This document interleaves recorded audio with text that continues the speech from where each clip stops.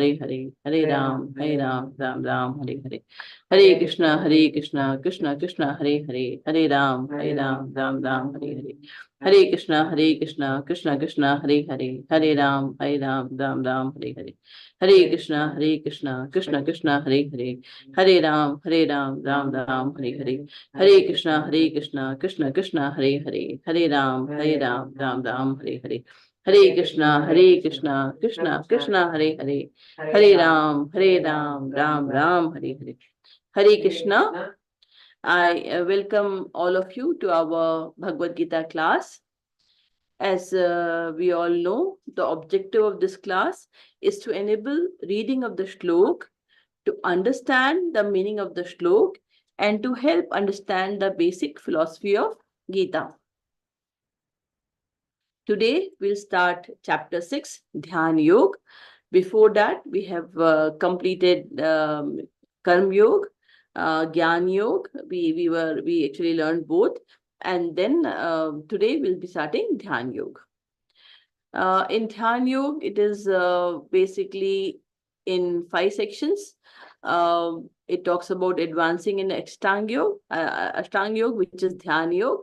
And then we'll be talking about the stages of Ashtanga Yoga and practices, necessity of controlling the mind, destination of unsuccessful yogi, and Bhakti Yoga, the topmost yoga.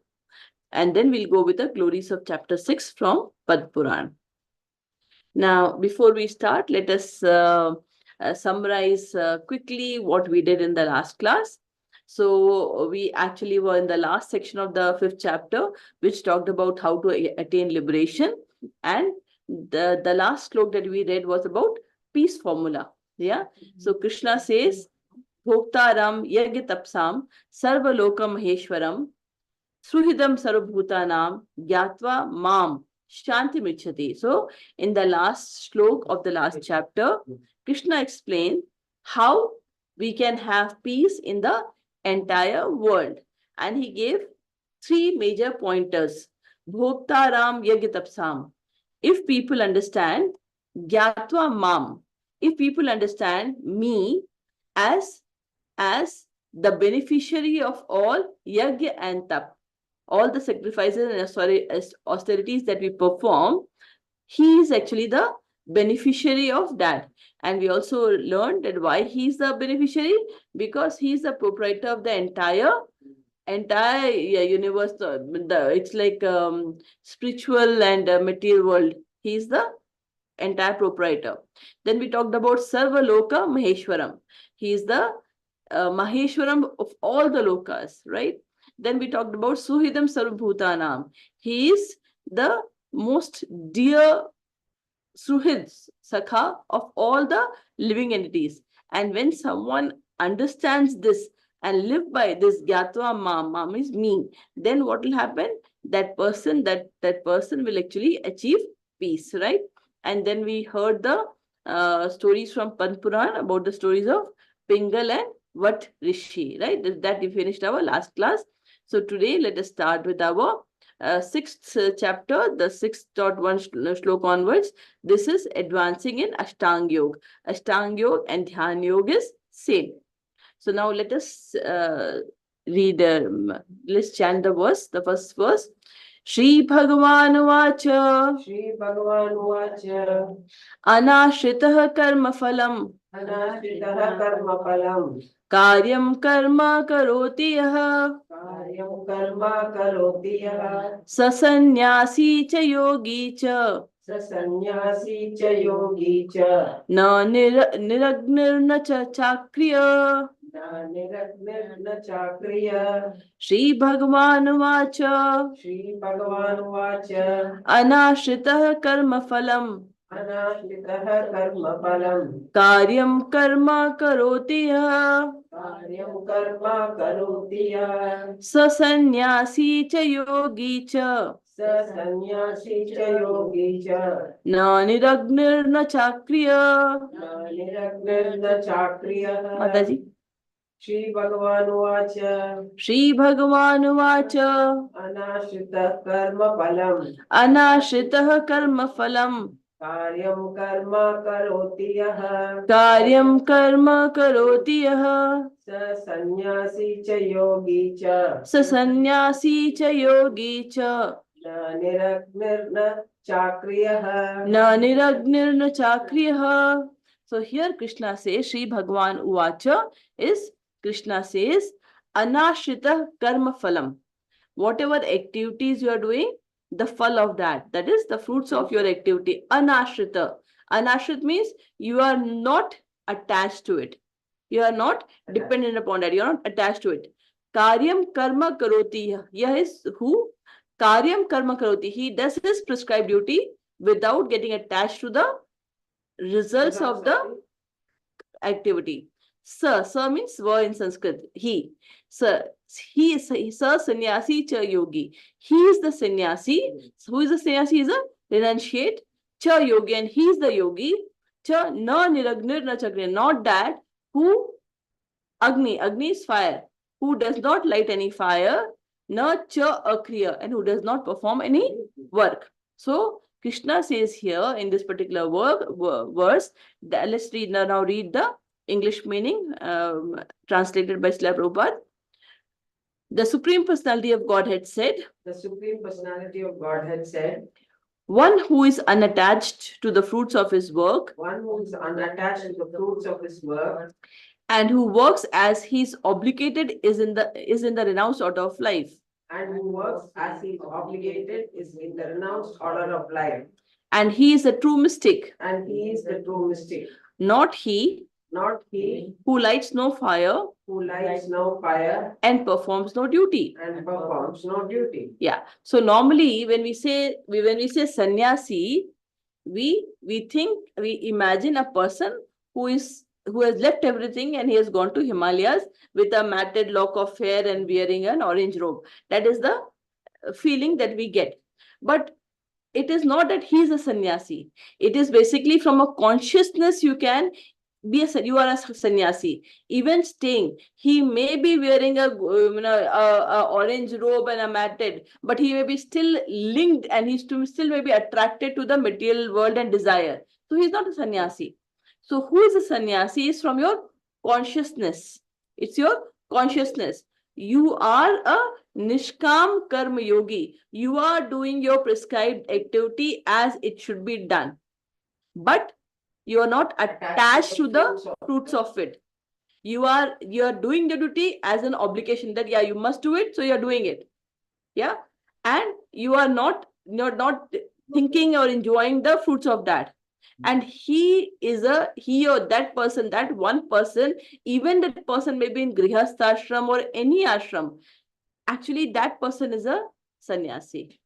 Not the one who is wearing clothes externally like a yogi, but is sitting without doing any physical activity and any doing prescribed work. So what they are pretenders. They are not sannyasi, they are pretenders. So Krishna always say you have to do your duty.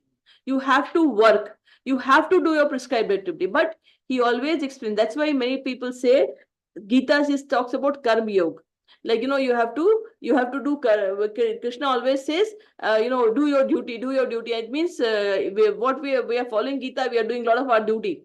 It is not you're just doing your duty. It talks about in what Krishna talks about, you have to do your duty in what consciousness is important. Krishna talks about it is not only you're doing your prescribed duty, but what should be your consciousness in that duty is important. It should be a nishkam karma yoga. Nishkam means you do your duty because you need to do it, but whatever you are doing is basically offered to Krishna, and you are not attached to it, and you are actually attached to Krishna. You're actually attached to your yogi with. So he is a sannyasi and he is a yogi. Yeah. Nurture. So nurture chakriya neither. So we understood this verse. So now we go to the second verse. Yam sannyasam iti prahur. Yam sannyasam iti prahur. Yogam tam vidit Pandava. Yogam tam vidit Pandava. Nahya asanyasat sankalpo. asanyasa sankalpo yogi bhavati kaschana yogi bhavati kaschana yam sannyasam iti prahur yam sannyasam iti prahur yogam tam vidhi pandava yogam tam vidi pandava nahya sannyasat sankalpo nahya sannyasasya sankalpo yogi bhavati kaschana. yogi bhavati kaschana Mataji. Yam sannyasam iti prahur Yam sannyasam prahur yogam tam vidhi pandava yogam tam vidhi pandava nahi asanya asta Shankar- asanya asta sankalpo sankalpo nahyasya sannyasata sankalpo yogi bhavati kaschana. yogi bhavati kashana. Now here Krishna says yam sannyasam iti prahur. Yeah. What is okay? Yeah, sannyasam iti prahur. Prahur is what? Who is a sannyasi? He is talking about a sannyasi and a yogi. Actually, both are same.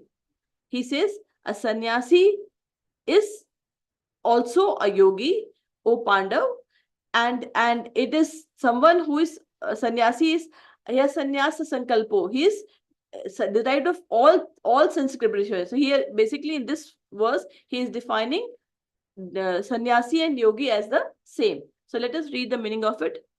What is called renunciation? what is called renunciation You should know you should know to be same as yoga to be the same as yoga or linking oneself with the supreme. or linking oneself with the supreme O son of Pandu, O son of Pandu for one can never become a yogi for one can never become a yogi unless he renounces unless he renounces the desire for sense gratification. the desire for sense gratification Nahya asanyasa sadasankalpo yogi bhavati kashana. Asanyas means sankalpo means all the sankalp, all the desires. Asanyas means unless you have renounced that. If you are attached to all these desires, then you cannot be a yogi. Yogi bhavati kashana. So to be a yogi, what you have to do? You have to renunciate. You have to renunciate. And then he says, what we call as what is called renunciation is same as what is called as a yoga. So here he is trying to say that he is giving a formula. What formula he is giving? That renunciation is equal to a sannyas is equal to yoga. Yeah. Now let us go a bit detail into this concept of sannyas and yoga. In all the chapters I have been explaining that what is yoga means? Yoga means linking to the supreme. Yoga means linking to the So in Sanskrit, all the words come from a dhatu. So yoga comes from yuj dhatu. Yuj means linking. So yoga means linking to the supreme. For us, what we know yoga is doing some exercise. We call that as yoga, right? So that is like modern part. Actually, we'll be talking in detail about various the entire process of yoga, where asana is one of the step of the entire dhyan yoga. Yeah, but in general, what do you think yoga means? Just do some exercise. It's not like that. Yoga means linking to the supreme. Yoga means linking to the supreme. Now, what is the meaning of sannyas, renunciation? Sannyas means giving up. Sannyas means giving up. What do you give up? You give up all your all your material desire. Is that renunciation? Now, so if you think about sannyas, which is renunciation, which is giving up your material desire, and then giving up and then doing what? And then linking to the God. So when you say you are enunciating it, the second part of it, then you are actually linking to the God, supreme. So renunciation is equal to supreme, is equal to yoga. So here even in the previous chapter, we saw that Krishna has given peace formula. Before that, we also read about another formula called material happiness is equal to miseries. The more we are involved in material happiness, we are actually, the more we are actually getting entangled, and we will be suffering, will be having miseries, right? Similarly, here Krishna says that renunciation is equal to, is the same as yoga. Now, how does this can be explained is, we all know, we all have seen bullock carts, right? Right? So the bullocks, how are they attached to the cart? They are yoked. They are yoked to the cart, right? The bullocks are yoked to the cart, right? So once they are yoked, they are fixed there, right? Similarly, all of us are actually yoked to the material desires. All of us are actually yoked to the material desire. Now, if we have to advance, if we have to advance, what you have to do? We have to actually leave our material desires and get connected to Krishna. Get purified enough and then get connected to Krishna. Similarly, a bullock cart, now when you have to remove the bullock, when you have to remove the, the yoke, it has to get connected somewhere, isn't it? It has. So similarly, we are all hooked to the material desires. So if we say, okay, leave the material desire, we have to get hooked somewhere. And if we don't get hooked somewhere, which should be a higher purpose, otherwise we'll again slowly get lost.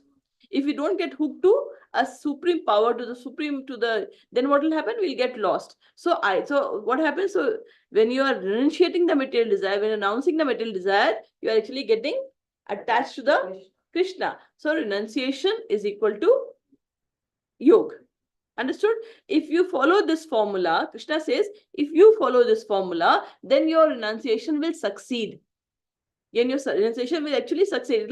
It will go to the right direction. Otherwise, after renunciation, when you don't know what to do, maybe you can again fall down. You can again fall down to your if you don't know. That's why in one of the shlokas we read earlier, he said sannyasi and karmyogi. Karmyogi is better because an announcer, if he doesn't know what needs to be done, then there's a probability that he'll fall down, because just being in the state, hanging removing the bullock and hanging will not leave for for long.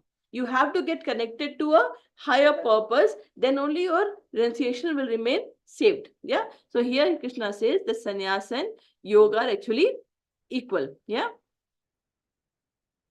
So now let's go to the next shlok. Arurukshormunir yogam कर्म कारणम उच्यते योगारूढ़स्य तस्यैव क्षमः कारणमुच्यते आरुरुक्षोर्मुनेर्योगम् कर्म कारणमुच्यते योगारूढ़स्य तस्यैव क्षमः कारणमुच्यते माताजी आरुरुक्षोर्मुनेर्योगम् कर्म कारणमुच्यते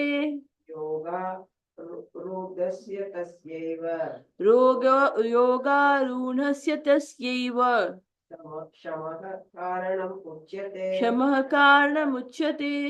Now here Krishna talks about the two stages of yoga. Yeah, let's read that. Arurukshor, one is Arurukshor, that is the beginning stage of yoga, and then he talks about Arura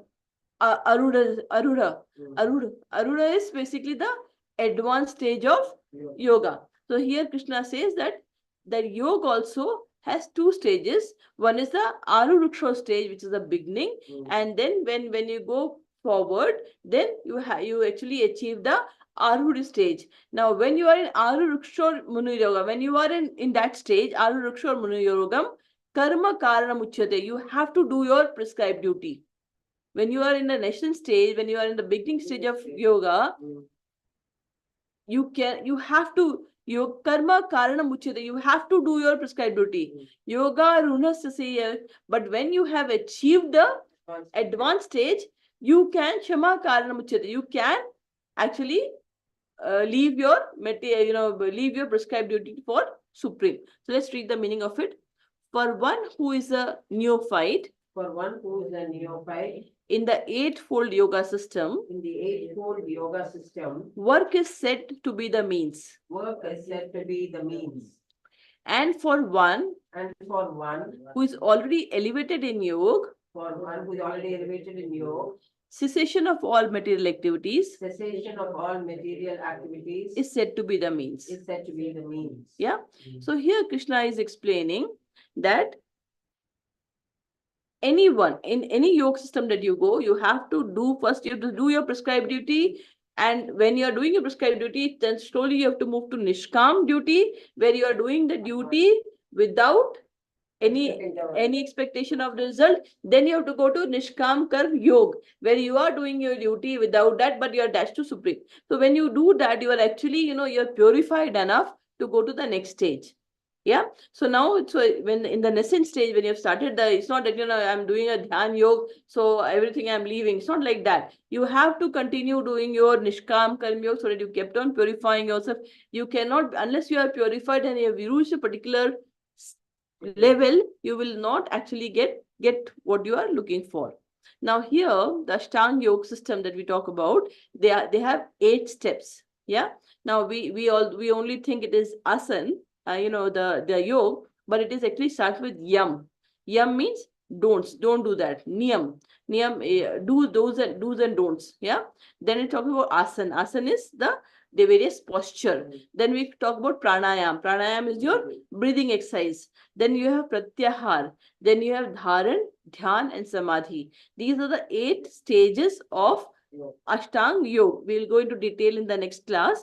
Now, in the initial stages, yam, niyam, asan, what we are doing actually, yam, niyam is basically by do's and don'ts, we purify ourselves. For example, when in Bhakti Yoga, as per ISKCON, what do? We follow the 4 regulative principles. What are the 4 regulative principles?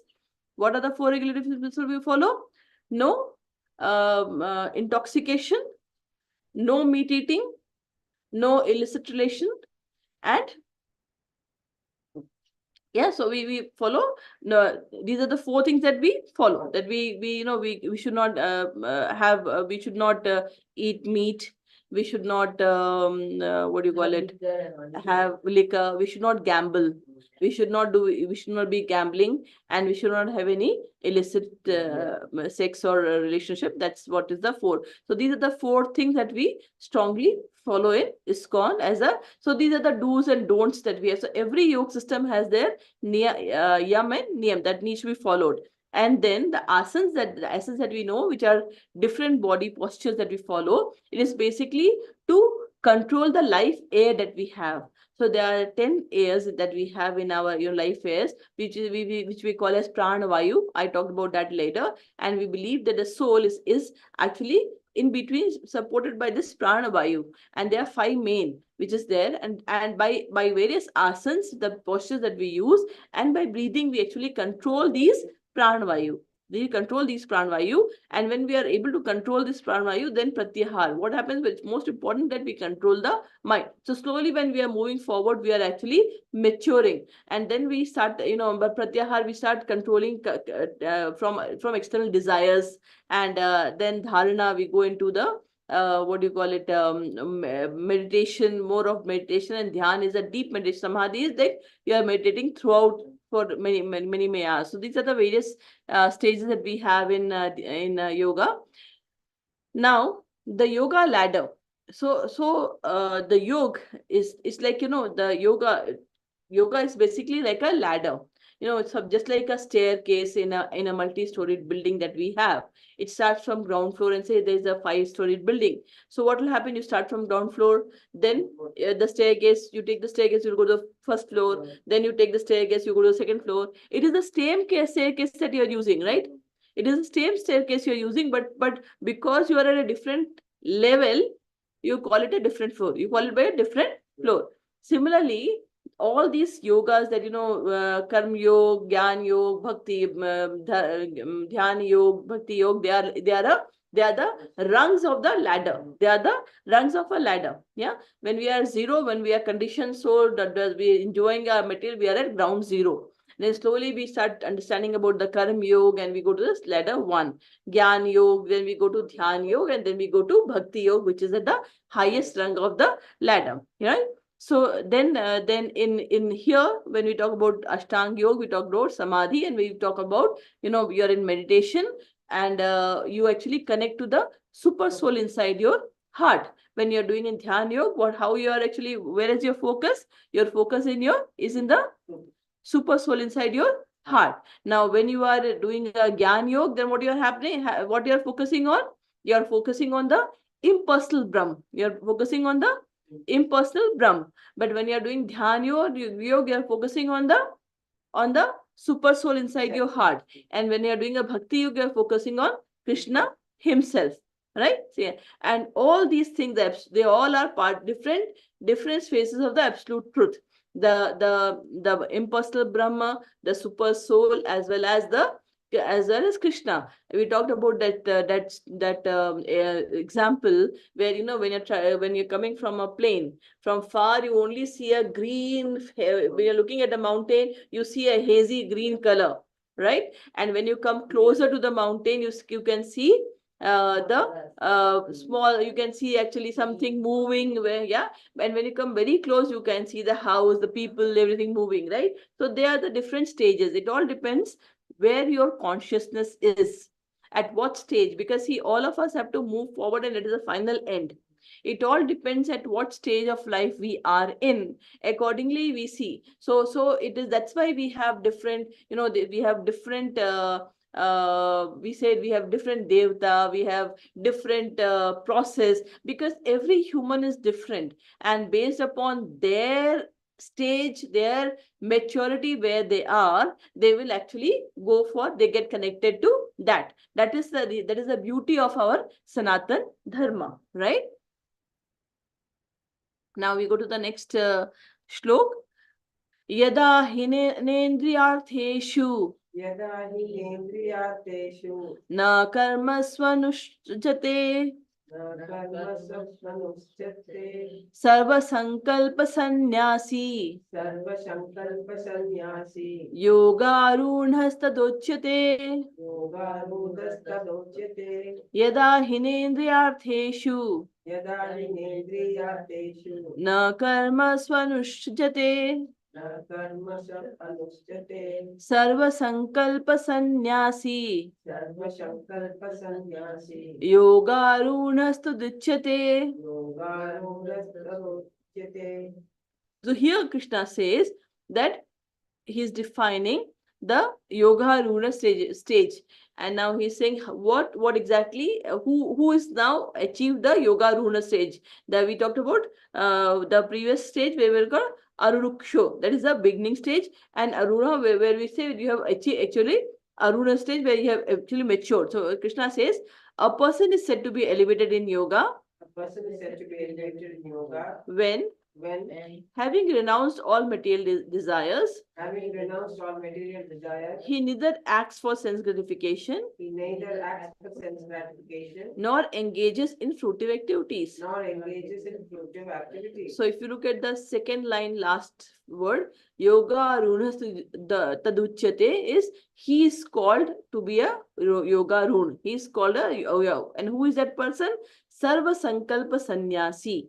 Sarva Sankalpa Sannyasi means he has actually renounced sannyasi, all his material desires. Yada hi na indriyartheshu. Indriyartheshu means indriya is your senses. He has no sense desires. Na karmas anushvajate. Neither he gets engaged in fruitive activities. Yeah. So then he has, when he has reached that stage, he has actually in that particular stage is called Aruna stage. Okay.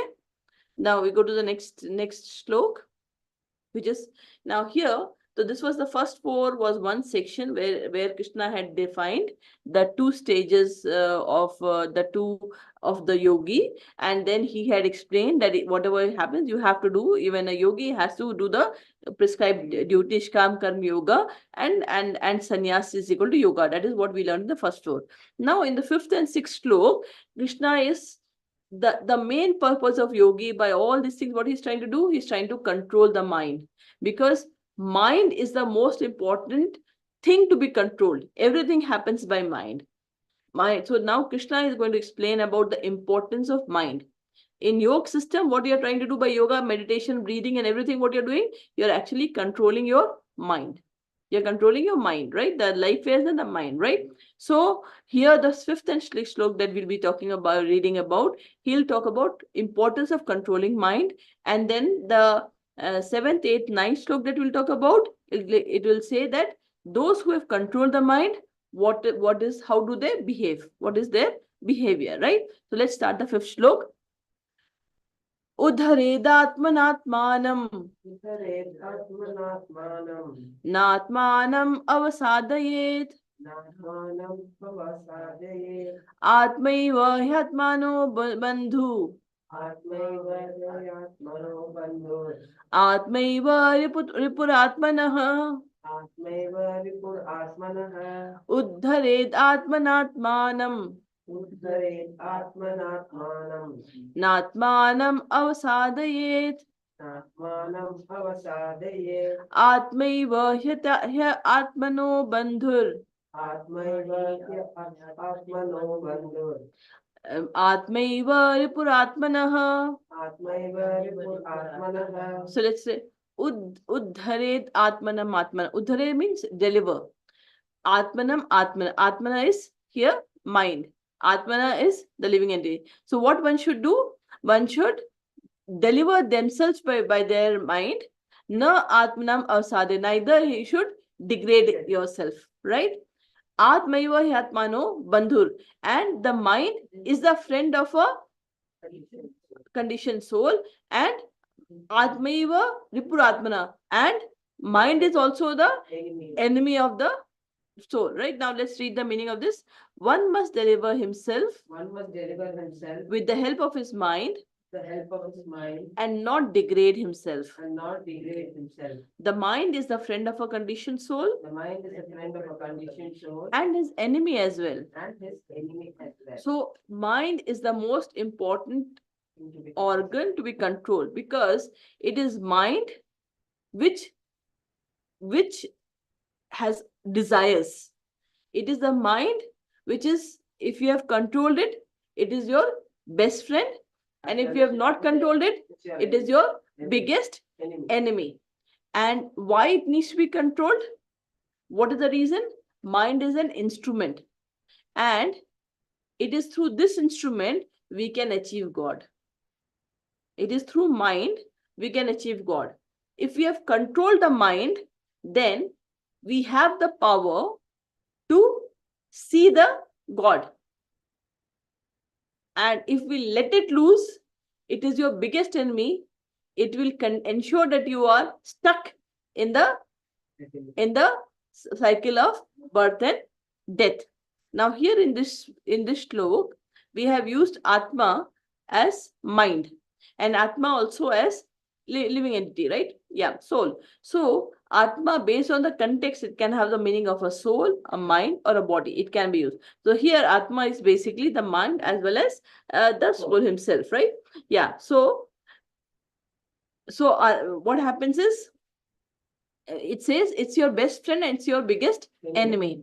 Now imagine if suppose, how is it your biggest friend? It's your enemy? It's the mind. No, if you desire and if you do all these things, that is your mind. You think also. Yeah. And how does it happen? Mind gets all the signals from your sense organs, and it desires. It desires, and because of that, you are actually and you are in the cycle of birth and death because of your desires. So it won't let you cross the material ocean, right? It will not let you cross. So it is your greatest enemy. Because of that, you are not getting the liberation. Because of mind, you are not able to get the liberation. That is why it is your biggest enemy. And why it is your best friend? If you have controlled it, it is the mind. And how it will help you to achieve the God. Right? Now let's go to the next slok. बन्धुरात्मात्मनस्तस्य बन्धुरात्मात्मनस्तस्य येनात्मैवात्मनः जितः येनात्मैवात्मनः जितः अनात्मनस्तु शत्रुत्वे अनात्मनस्तु शत्रुत्वे वर्तेत्मैव शत्रुवत् वर्तेतत्मैव शत्रुवत् बन्धुरात्मात्मनस्तस्यै बन्धुरात्मात्मनस्तस्यै येनात्मैवात्मनः जितः येनात्मैवात्मनः जितः अनात्मनस्तु शत्रुत्वे अनात्मनस्तु शत्रुत्वे वर्तेतात्मैव शत्रुवत्. वर्तेतात्मैव शत्रुवत्. For him For him who has conquered the mind who has conquered the mind is the best of friend. the mind is the best of friends. But for one But for one who has failed to do so, who has failed to do so, his mind will remain the greatest enemy. his mind will remain the greatest enemy. Right? Yeah. So think about a knife. If a child, as a small child, is having a knife in his hand, what can happen? He can cut anything, cut himself, cut something else, and It can not only hurt himself, he can do anything because he doesn't know how to control the knife. Imagine fire. If it's an uncontrolled fire, if you don't know how to control the fire, what can happen? Everything will get devastated, right? Without fire, we can't even cook. But if you know how to control the fire, you can use it for such a good purpose, right? Think about a car, a driver in the car. If he knows how to drive the car, what will happen? Take you safely wherever you want to go. You will go safely wherever you want to go. And imagine if the driver is drunk, what will happen?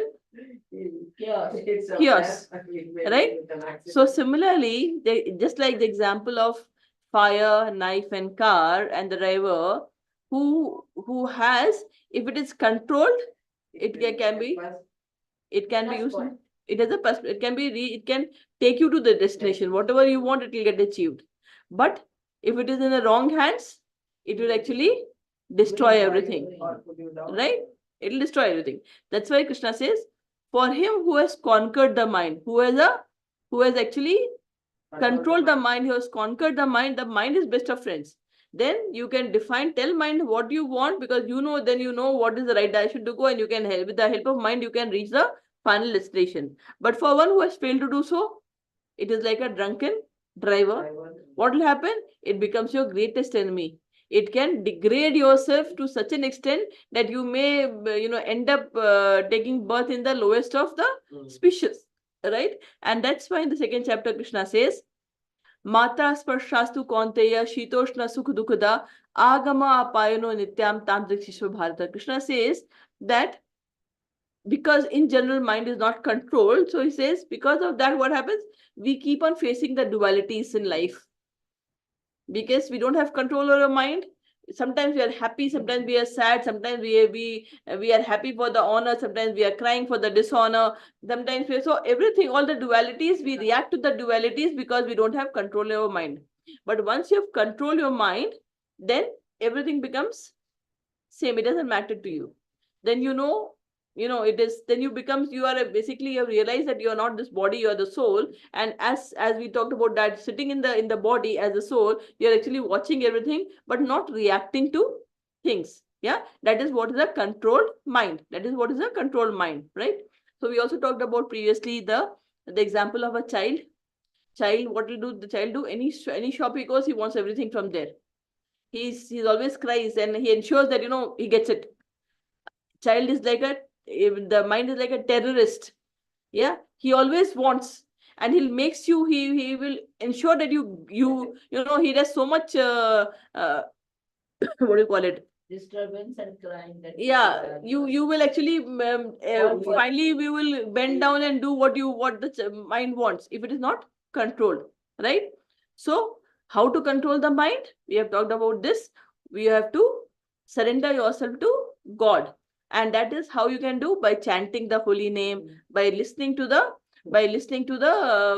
katha, the Krishna katha, and then when you are reading the scriptures, by following these vratas, what finally happens, you slowly start controlling your senses, and by this you purify yourself. The more purified you are, it is easy for you to control your senses. Yeah, initially it is very, very difficult. The more purified you are, it becomes very, very easy to control your senses, and you can actually cross over the material ocean. Yeah. And then there's a story about the Avanti Brahmin. In the Srimad Bhagavatam, in the 11th canto, there is a story about Avanti Brahmin. Now, this Avanti Brahmin, he used to live in Avantipura, and he was a very, very big businessman. Although he was very, very rich, but he was extremely miser. He was so miser that he never used to give money to his family members. He really ill-treated his family members. Although he had a lot of money, but he never really cared well about his family members. Forget about his family members. He does not even spend money on himself. He was so miser that he kept all the money, but even he did not spend the money on himself. He never used to go and do any service to the god. He had lot of money, but everything he used not neither enjoying himself, and he was so rude, so bad to others. They're doing all sinful things. And finally, what happened? The his fate, the god, everyone got angry on him, and finally he lost all his wealth. Now, because he was always he mistreated his family members, at least they used to keep quiet, because they still used to be surviving on his money. But once he lost all his money, they started ill-treating him, not caring for him, and really misbehaving with him, and not giving him anything to eat. But what happened is, this Adi Brahmin, he started thinking that somewhere in his old karma, he was probably he was actually a devotee of Lord Hari. So he somewhere started thinking that, why is this happening with me? What I have done, let me know what it is. So he said, okay, now, because everyone's ill treating, let me renounce everything and go for sannyas. I'm tired, everyone, and but because he had lived his life so badly, never caring for people, always shouting on people, and never giving anything to people, never giving anything to God, only not even to himself. So whoever met knew him, always like wanted to be away from him. And when he had lost everything, they used to spit on him, beat him. But he, as a sannyasi, ill-treat him.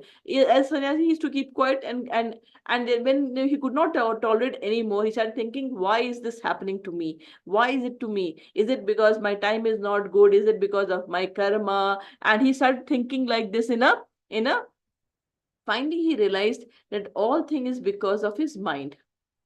All these things are because of the desires that he had is in mind, and which is causing him all the sufferings. So he says, I can't blame my karma, I can't blame anything. It's because of my mind. My mind was never under control, which made me do all these things. And then he decided that from now onwards, the only thing I'm going to do is surrender myself completely to the Supreme Lord and follow the path of all the acharyas that they have done. And he did that, and finally he was able to cross over the material world, right? So this is the story of Avanti Brahmin. Now this finishes the shlok 5th and 6th, and we go to the next shlok, which is shlok 7th. Now 7th, 8th, and 9th talks about, we have also read these shloks earlier. In the last chapter, we had taken these examples. These shloks talks about, if someone has controlled mind, then how does he behave? Now let's read this. जितात्मनः प्रशान्तस्यः परमात्मा समाहितः शीतोष्ण सुख दुःखेषु तथा मानापमानयो. So jit atmana means someone Who has? No, Mataji, I will read again. Jitatmanah prashantasya Chitatmana prashantasya Paramatma samahita Paramatma samahitah Shitoshna sukha dukkheshu Chitoshna sukha dukkheshu Tatha manapamanayo. Tatha manapamanayo Mataji. Chitat Yeah. You read. Yeah. Chitatmana prashantasya Jitatmanah prashantasya Paramatma samahitah Paramatma samahitah Chitoshna sukha dukkheshu Shitoshna sukha dukkheshu Tatha manapamanayo Tatha manapamanayo. Jit atmana. Atmana is mind. Jit means Jita is who's conquered the mind. Prashantasya. Prashant is Shant is peace. And Prashant is means it is like it is a height of peace. It is so much peace that it's like cannot be measured. Yeah. So someone who has controlled the mind actually has attained the extreme peace. He has attained extreme peace. And Paramatma Samahita, he has achieved the super soul. And then what happens so how you will know that this person has actually reached it? Nothing. He's out of dualities. He's in sameness. Neither he doesn't get affected. Yeah, he's out of the dualities. He's in sameness and equanimity. His mind is in sameness and equanimity. Neither heat or cold, neither honor, dishonor. Yeah, happiness, distress. Yeah. He's in all things, whatever you say, he'll just smile and continue. Because it doesn't matter. Beyond all these things.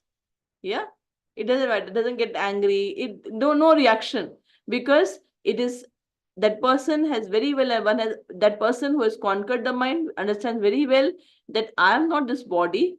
I am suffering because of my karma. I am actually soul. My main work is to concentrate on God and help yourself to come out of this material world. So nothing really matters. No happiness, no distress, no happiness. No insult. Yeah. Yes. So, and you can only control when you have. Yeah, you can only control and you can achieve this peace when you are always with soul conscious. And to be so, you're always chanting the glorious. You're always chanting the. Your mind is always with the God. You're either chanting the holy name, or you're listening, or you're cooking for the God, or you're working for the God. Not that you don't work. You have to do your prescribed duty. You have to work. You have to earn money. Because in the previous shloka, I didn't talk about that. We say Krishna talks about yukt vairagya.